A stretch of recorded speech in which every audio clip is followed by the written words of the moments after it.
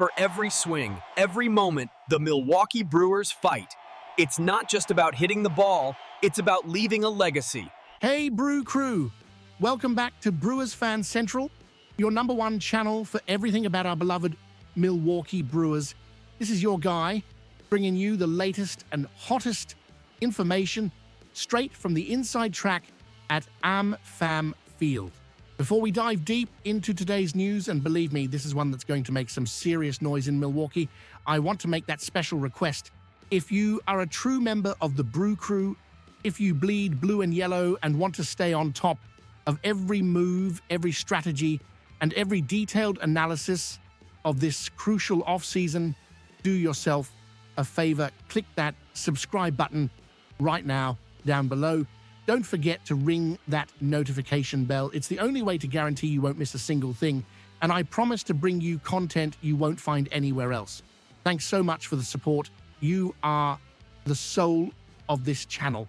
Now, let's get down to business. The 2025 season was another roller coaster. We won 97 games, which is impressive. We secured our 3rd consecutive National League Central Division title. That is dominance, but as we all felt firsthand, the journey ended bitterly in the NLCS against the Dodgers, who, let's face it, seem to be our kryptonite. That loss stings, but it also serves as a clear diagnosis of what we need to do this off-season. And the operative word is pitching. We all know the starting rotation needs depth. I keep hearing rumors about Freddie Peralta, but I can tell you from reliable sources that the front office knows trading him would be a monumental strategic error. We need to build around Freddie, not subtract from him. But while many are focused on the rotation, I've been pounding the drum about the bullpen. To win in October, you don't just need a good bullpen, you need a dominant, deep, and intimidating one. Trevor Megill was outstanding, but we need more elite weapons, and this is where things get very interesting. I've been closely monitoring the relief pitcher market, and one specific name, a name we all know very well, has started circulating behind the scenes.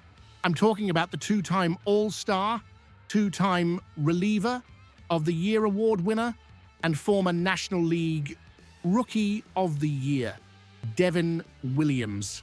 Yes, the airbender. When we traded him to the Yankees, it was a shock. We saw Caleb Durbin, whom we received in the trade, have a fantastic year, finishing 3rd in the Rookie of the Year voting, which softened the blow. But Williams in New York, well, it wasn't the same. He struggled. His 2025 numbers for the Yankees were frankly unrecognizable. 4 wins, 6 losses, a sky-high 4.79 ERA, and 18 saves in 67 appearances. That devastating changeup seemed to lose some of its magic under the bright lights of the Bronx. Many analysts wrote him off, but here at Brewers Fan Central, we look beyond the surface numbers, and I have an exclusive piece of information for you coming from very reliable sources, echoing what Bob Nightingale of USA Today has reported. The update is this. While Williams remains an option for the Dodgers, of course, rival teams have been informed that if it were up to him, the St. Louis native would love to remain in the Midwest.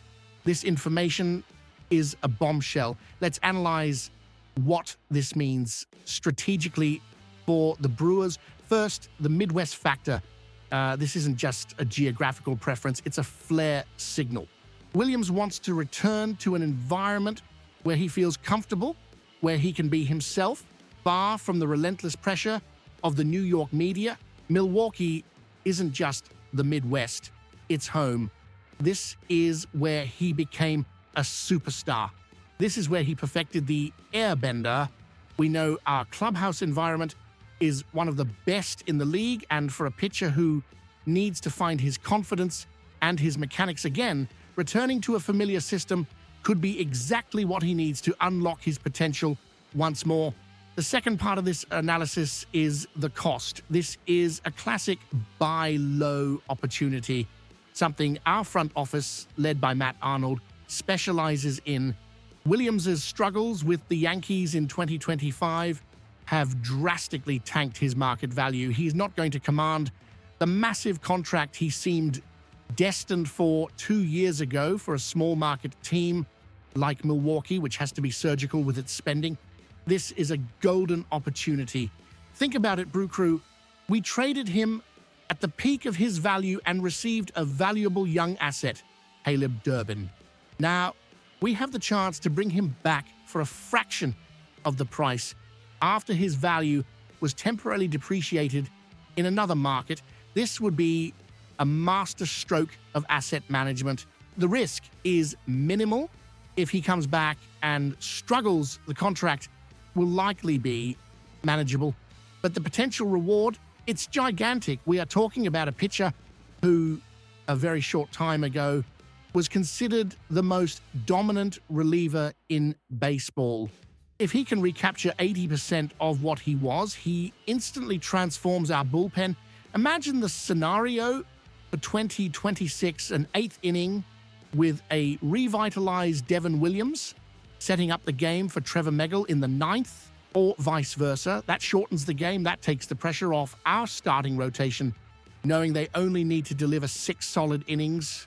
This is exactly the kind of strategic move that allows us not only to win the NL Central for a 4th straight time, but to finally break through the NLCS barrier and compete head-to-head with the Dodgers.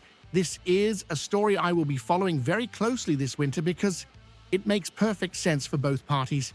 To sum it up, the news that Devin Williams prefers to stay in the Midwest opens a massive door for the Brewers.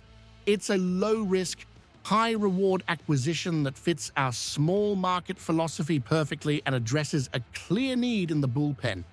But now I want to hear from you, Brew Crew. What do you think about this possibility? Is bringing the Airbender back to Milwaukee the right move by the front office? Do you believe he can find the dominant form he had with us? Or are his struggles with the Yankees a red flag we should avoid? Leave your opinions, theories, and analyses down in the comments. I read absolutely everything. And of course, if you enjoyed this deep dive analysis and want more exclusive content like this throughout the entire offseason, don't forget to subscribe to Brewers Fan Central and turn on those notifications. My commitment is to bring you the news fast and with the analysis you deserve. Thanks for watching, and as always, go Brewers.